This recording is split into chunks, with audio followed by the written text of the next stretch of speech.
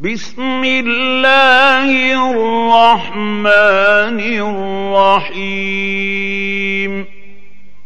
قل أعوذ برب الفلق من شر ما خلق ومن شر غاسق إذا وقب ومن شر النفاثات